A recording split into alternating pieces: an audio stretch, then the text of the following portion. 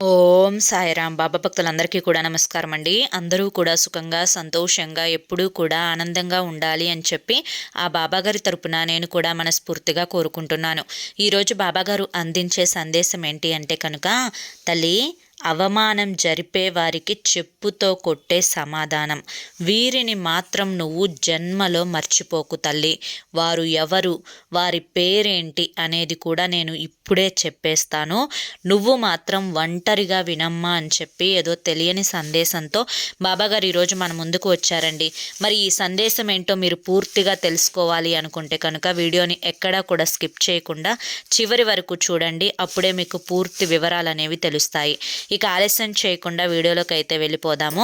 వీడియోలోకి వెళ్ళే ముందు ఒక చిన్న రిక్వెస్ట్, మొదటిసారి మన సాయి పిలుపు ఛానల్లోకి వచ్చినట్లయితే మన ఛానల్ని సబ్స్క్రైబ్ చేసుకొని వీడియోకి ఒక లైక్ ఇవ్వండి. దానికంటే ముందు చాలామంది కూడా చెప్పుకోలేనటువంటి సమస్యలతోటి సతమతం అయిపోతూ వాటిని ఎలా తీర్చుకోవాలో తెలియక ఇబ్బంది పడిపోతూ ఉంటున్నారు. అటువంటి వారి కోసం శ్రీ షిరిడి సాయిబాబా ఆశీస్సులతో జ్యోతిష్యం చెప్పబడును గురూజీ శివరామరాజు గారు. Phone number 9959422552.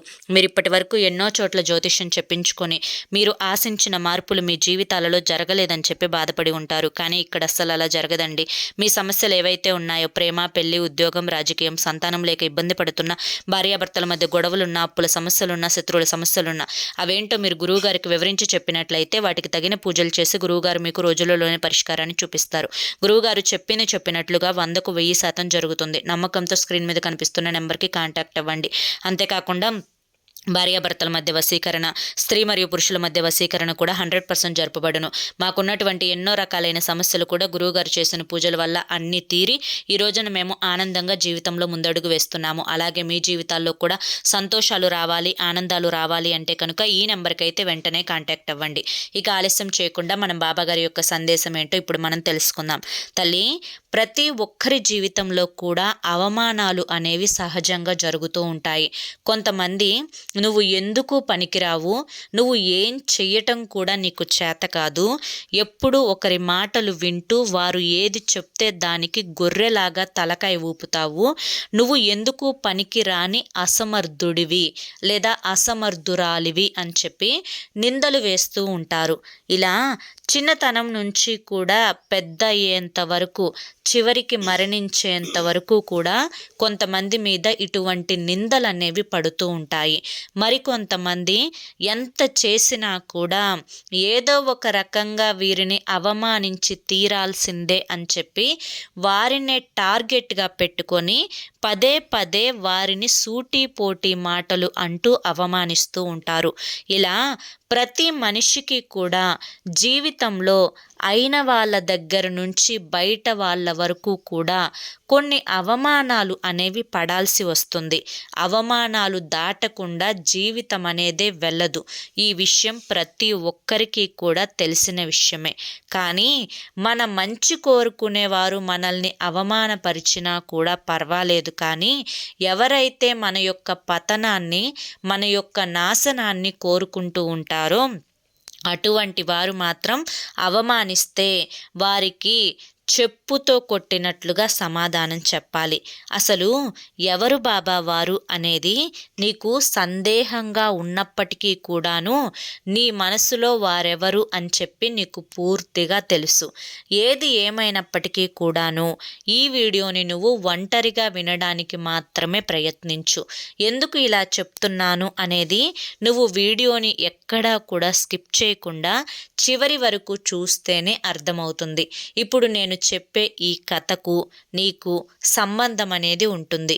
చెప్పే ఈ చిన్న కథను మనసు పెట్టి జాగ్రత్తగా ఆలోచించు. అనగనగా ఒక ఊరు. ఆ ఊరిలో ఒక చిన్న కుటుంబం అంటే తెలుసు కదా, తల్లి, తండ్రి, ఒక అమ్మాయి, ఒక అబ్బాయి ఉన్నారనమాట. అయితే వాళ్ళు తల్లి తండ్రి ఇద్దరూ కూడా వ్యవసాయం చేసుకుంటూ ఆ వచ్చిన 10 రూపాయలతోనే ఇంటిని గడుపుకుంటూ పిల్లల్ని చదివించుకుంటూ జీవితాన్ని ముందుకు నెట్టుకుంటూ వెళ్తున్నారు. అయితే ఇక్కడ అమ్మాయి చక్కగానే చదువుకుంటుంది. కానీ అబ్బాయి పేరు దీపు అనమాట. ఈ దీపు మాత్రం సరిగ్గా చదవడు, ఏది కూడా వంట పట్టించుకోడు. అయితే ఒకరోజు స్కూల్లో టీచరు వాళ్ళ నాన్నని పిలుస్తాడనమాట. పిలిచి, మీ అబ్బాయి అస్సలు చదవడం లేదు, ఎందుకు పనికి రాకుండా పోతాడు, అనవసరంగా మీ సమయాన్ని డబ్బుని వృధా చేసుకుంటున్నారు, వాడికి పొట్ట కోస్తే అక్షరం ముక్క రాదు, నేను ఒక టీచర్ని అయ్యుండే చెప్తున్నాను, వాడిని స్కూల్ మాన్పించేసి ఎటు ఇప్పుడు 10వ తరగతికి వచ్చాడు అంటే కాస్త 16-17 సంవత్సరాలు ఉన్నాయి కాబట్టి మీతో చిన్నగా పనిలోకి చేర్పించుకొని పని అలవాటు చేసుకోండి. మీది ఎటు పేద కుటుంబం, కాస్త మీకు కూడా చేదోడు వాదోడుగా ఉంటాడు, మగపిల్లవాడు కదా అని చెప్పి సలహా ఇచ్చారనమాట. అలా టీచర్ కూడా చెప్పేసరికి ఇక వాళ్ళ నాన్న మాత్రం ఏం చేస్తాడు, ఇక తనకి చేదోడుగా వాదోడుగా ఉంటాడులే అని చెప్పి చదువు మాన్పించి ఇంట్లో కూర్చోబెట్టాడనమాట. ఈ దీపు మనస్తత్వం ఎలా ఉంటుంది అంటే కనుక ఏది కూడా సొంతంగా నిర్ణయం తీసుకోలేడు. ఇప్పుడు కొట్టుకు వెళ్ళి వాళ్ళమ్మ టమాటాలు దోసకాయలు తీసుకురా అని చెప్పింది అంటే కనుక టమాటాలు దోసకాయలు మాత్రమే తెస్తాడు. సరే వీటితో పాటు అమ్మ కూరలో కరివేపాకు వేస్తుంది కదా అని చెప్పి కొంచెం కరివేపాకు ఎక్స్ట్రా పెట్టించుకొని వద్దామే అని కూడా వాడికి తెలియదనమాట. అంటే చిన్న పిల్లలకైతే తెలియదు, 16-17 సంవత్సరాలంటే ఆ మాత్రమైనా తెలిసి ఉండాలి కదా. కానీ అప్పటికి వాళ్ళమ్మ ఇంట్లో అప్పుడప్పుడు చెప్తూనే ఉంటుంది, నానా నేను నిన్ను ఎప్పుడన్నా కూరగాయలకి పంపించినప్పుడు కొంచెం కరివేపాకు ఎక్స్ట్రా పెట్టించుకొనిరా అని చెప్తుంది. అయినా కూడా చెప్పిన రోజు మాత్రమే తెస్తాడు, చెప్పని రోజు మాత్రం చెప్పినంత వరకు మాత్రమే తెస్తాడనమాట. అలాగే వాళ్ళ నాన్న పొలం దున్నేటప్పుడు ఇక్కడ విత్తనాలు చల్లు అంటే వాళ్ళ నాన్న ఎక్కడైతే చల్లమంటాడో అక్కడే చల్లుతాడు.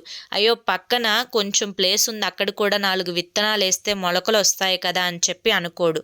ఇలా ఏది కూడా వాళ్ళ అమ్మా నాన్న చెప్పింది చేస్తాడు. పిల్లోడు బుద్ధిమంతుడే, కానీ సొంత నిర్ణయాలు తీసుకోవడం రాదు. మనిషి ఎప్పుడైనా కానీ ఎదగాలి అంటే సొంత తెలివితేటలు ఉండాలి, తన కాళ్ళ మీద తాను నిలబడగలను అనే నమ్మకం ఉండాలి.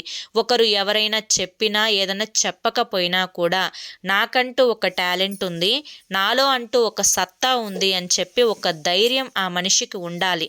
కానీ అలా లేకుండా ఎప్పుడు వాళ్ళు కూర్చోమంటే కూర్చొని, నుంచోమంటే నుంచొని, పడుకోమంటే పడుకొని ఇలా చేస్తూ తెలివితేటలు లేకుండా ప్రవర్తిస్తే మాత్రం ఆ మనిషి అసమర్థుడి కింద లెక్కే కదా.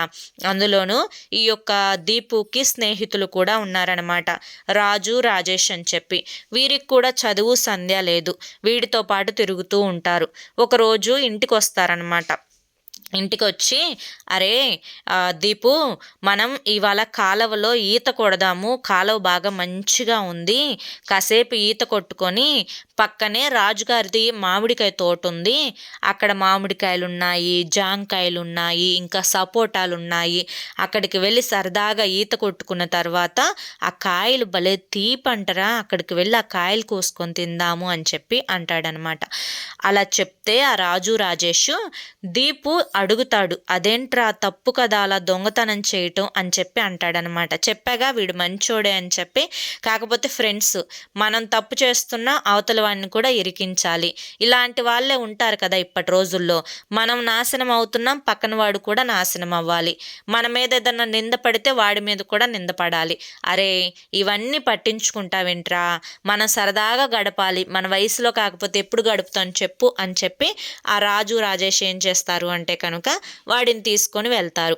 ఇక సరే కదా అని చెప్పి ఇక వీళ్ళు ఏంటంటే చక్కగా కాలువ దగ్గరికి వెళ్ళి మంచిగా ఈత వేసుకొని ముగ్గురు, ఆ యొక్క ఈత వేసుకున్న తర్వాత బట్టలు తడుస్తాయి కదా, కాసేపు ఎండలో నుంచొని నీరు గారిపోయేంత వరకు కూడా చక్కగా గాలికి అలా పరిగెత్తుకుంటూ ఉంటే కాసేపుట్లో ఆ సిల్క్ షర్టు ఫ్యాంటే కదా ఆరిపోతాయి అన్నమాట.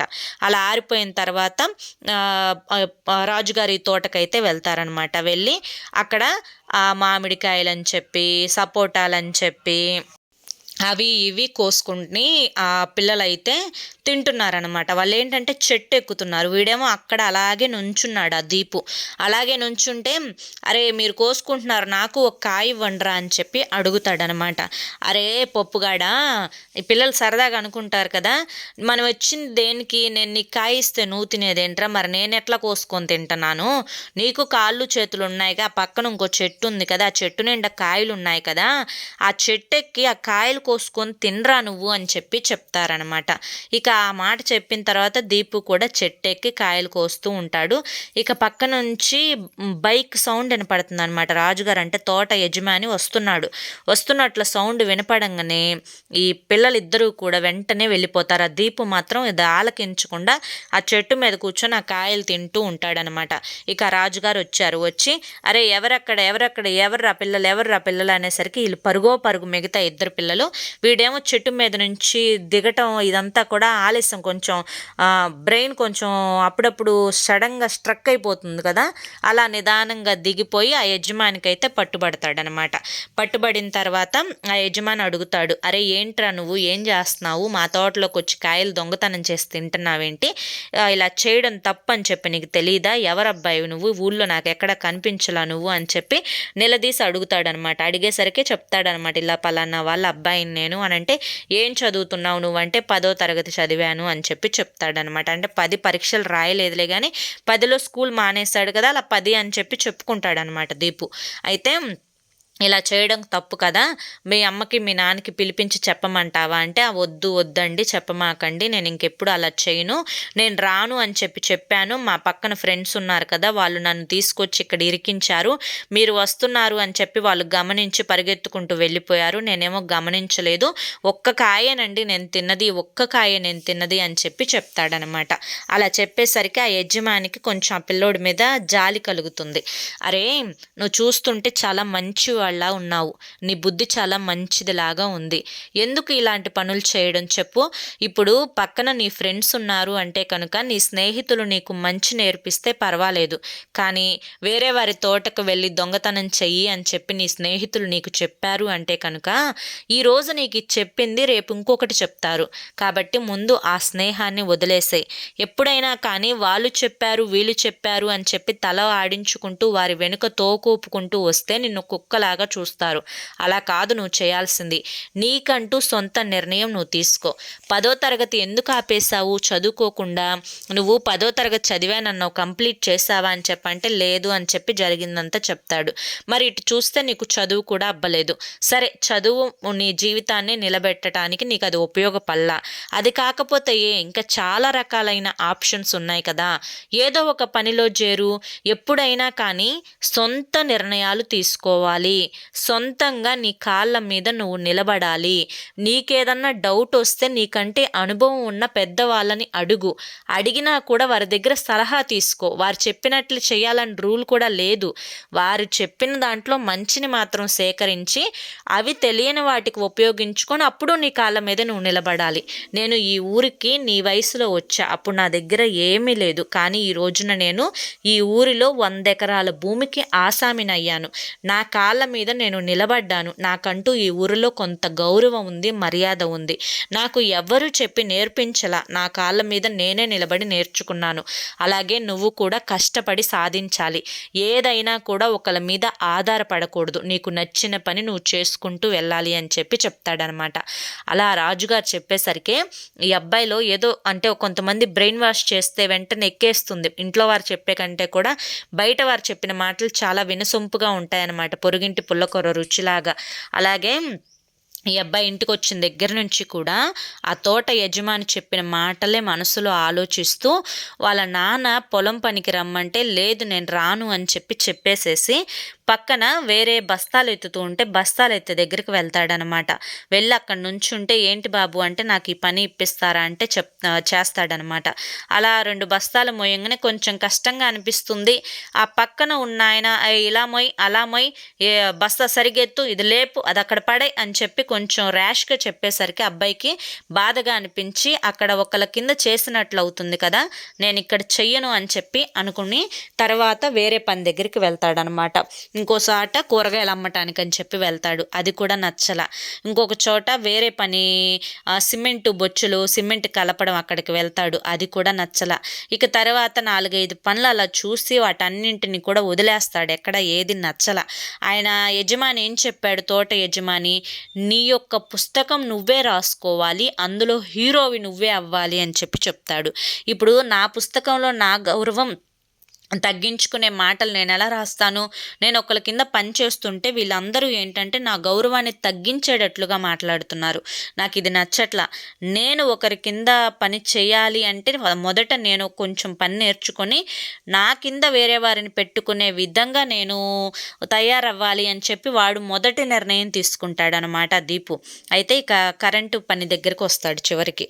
కరెంట్ అబ్బాయి దగ్గరొచ్చి నుంచుంటాడు. "ఏంటి బాబు ఏంటిలా వచ్చావు? ఏం కావాలి నీకు?" అంటే నాకు మీరు చేస్తున్న కరెంట్ వర్క్ ఉంది కదా, నాకది నేర్పించండి, నేను నేర్చుకుంటాను, నాకు ఇది ఇంట్రెస్ట్ ఈ పని అంటే అని చెప్పంటే, సరే బాబు నాకు ఒక కుర్రోడు కావాల్సి ఉంది, అవసరం ఉంది, నువ్వంతటికి నువ్వే వచ్చావు, కాకపోతే నేనైతే నీకు డబ్బు ఇవ్వలేను, కానీ భోజనం పెడతాను, నీకు 2 పూట్ల భోజనం పెడతాను, నువ్వు టైంకి వచ్చావు అంటే నీకు అన్ని పనులు నేను నేర్పిస్తాను దగ్గరుండి అని చెప్పి చెప్తాడనమాట.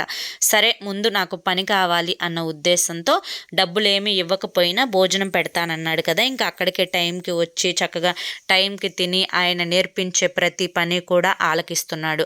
అరే బాబు, వైర్లు కలపాల్సిన ప్లేస్లో కలపకుండా రివర్స్ కలిపావు అంటే ఫీజులు ఎగిరిపోతాయి. అదేవిధంగా ఇల్లంతా కూడా ఒక్కొక్కసారి ప్రమాదాలు జరిగే అవకాశం కూడా ఉంటుంది.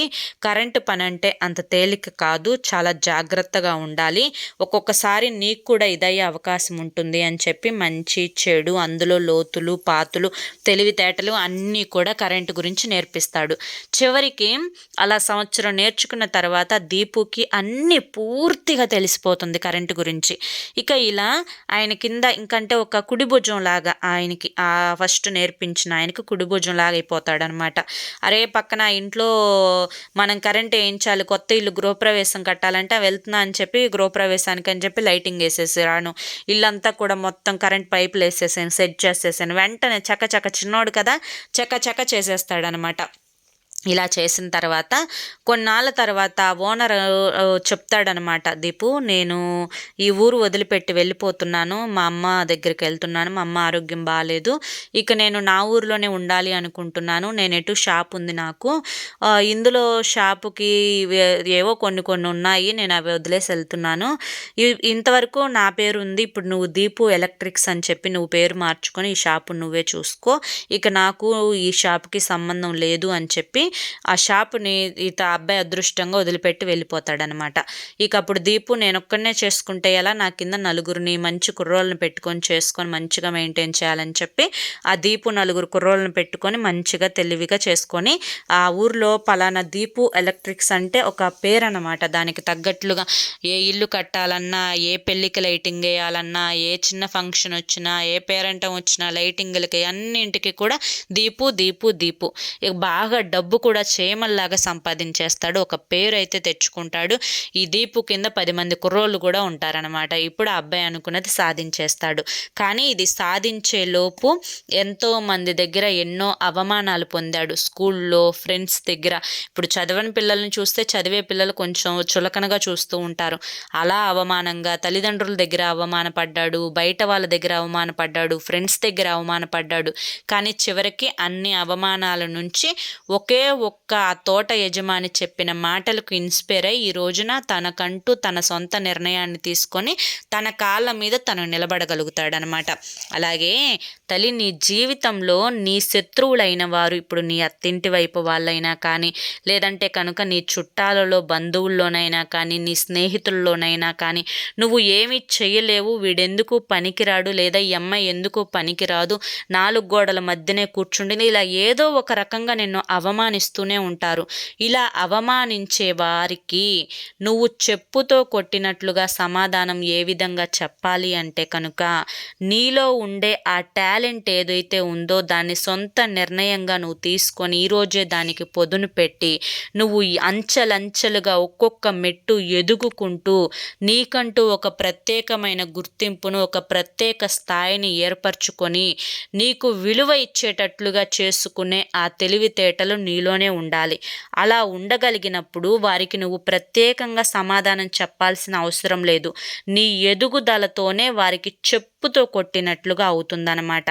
కాబట్టి నువ్వు ఇవన్నీ కూడా ఒంటరిగా విను అని ఎందుకు చెప్పాను అంటే కనుక, నీ చుట్టూ నీ శత్రువులు ఉన్నప్పుడు నువ్వు ఎదుగుతుంటే ఏదో ఒక రకంగా పుల్లలు పెడుతూ ఉంటారనమాట. అలా పుల్లలు పెట్టేవారికి నేను ఎదుగుతున్నాను, నేను ఈ పని చేస్తున్నాను, నేను ఇందులో పర్ఫెక్ట్గా ఉంటున్నాను, నాకు ఇదంతే ఆసక్తి, నాకు ఇలా డబ్బులు వస్తాయి, ఇలా ఏది కూడా వారికి చెప్పకూడదు. చెప్పకుండా ఒంటరిగా నువ్వు నిర్ణయాలు తీసుకొని చేసుకున్నప్పుడు మాత్రమే నీ జీవితంలో నీకు సక్సెస్ అనేది దొరుకుతుంది. అర్థం చేసుకో అని చెప్పి ఈరోజు బాబాగారు మనకి చాలా చక్కటి సందేశాన్ని అందించారండి. మరి ఈ సందేశంలో ఎంతో గొప్ప ఆంతర్యం ఉంది, మనం అర్థం చేసుకోవాలి. కానీ మరి ఈ సందేశం మీ అందరికీ కూడా నచ్చింది, అర్థమైంది అని చెప్పి అనుకుంటున్నాను. మరి నచ్చింది, అర్థమైంది అని చెప్పి అనిపిస్తే ఈ వీడియోకి ఒక లైక్ ఇవ్వండి. లైక్ ఇచ్చిన వెంటనే హైప్ అని వస్తుంది, హైప్ ఇవ్వండి.